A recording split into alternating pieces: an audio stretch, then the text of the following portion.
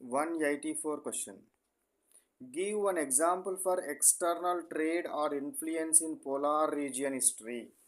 So polar region హిస్టరీలో ఒక external trade గురించి చెప్పమంటున్నాను. పోలార్ హిస్టరీలో ఎక్స్టర్నల్ ట్రేడ్ అంటే బయటి వాళ్ళతోటి మనకు ఏంటిది ట్రేడింగ్ జరిపింది, అంటే అమ్మడం కొనడం అట్లాంటిది జరిపింది అడుగుతున్నాడు. సో ఇక్కడ మనకు ట్రేడింగ్ ఎనిమల్స్ కానీ ఫర్స్ అంటే ఏంటిది, దాని యొక్క మనం ఏమంటారు నూలు లాంటిది.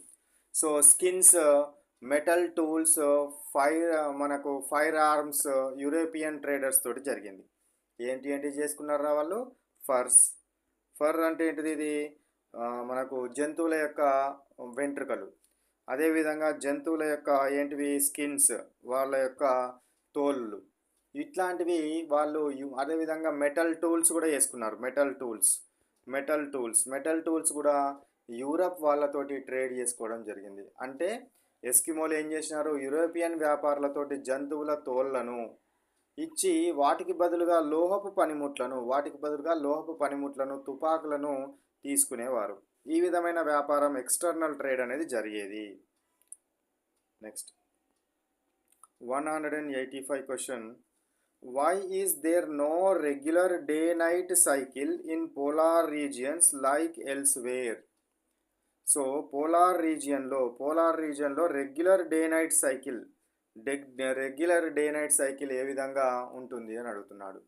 సో పోలార్ రీజియన్స్ లోపల, so because for part of year day night last months అంటే ఏమవుతుందంట. సో ఇక్కడ భూమి అనేది వంగి ఉండడం వల్ల మిగతా ప్రాంతాల లాగా 24 గంటల లోపల పగలు రాత్రి చక్రం అనేది ఇక్కడ ఉండదు. ఇక్కడ పగలు లేదా రాత్రి అనేది పగలు కొన్ని నెలల పాటు ఉంటే రాత్రి కొన్ని నెలల పాటు ఉండడం జరుగుతుంది. రాత్రే ఎక్కువ నెలలు ఉంటుంది, పగలు అనేది తక్కువ మంత్స్ ఉండడం జరుగుతుంది. మనలాగా డే ఉండి తర్వాత నైట్ రావడం అనేది 24 అవర్స్లో జరగదు. ఓకేనా. Next 186. What term describes frozen soil that remains unthawed?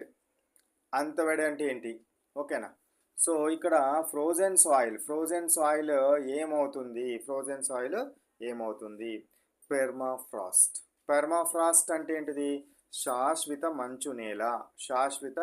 మంచు నేల రూపంలో ఉండడం జరుగుతుంది. సంవత్సరం పొడవునా ఇక్కడ ఏమవుతుంది, మంచు అనేది గడ్డగట్టకుండా ఉంటుంది. సో అట్లా ఉండడం వల్ల ఏమవుతుంది, భూమి యొక్క లోపలి పొర లోపల పెర్మాఫ్రాస్ట్ మంచు నేలలాగా మారిపోవడము జరుగుతుంది.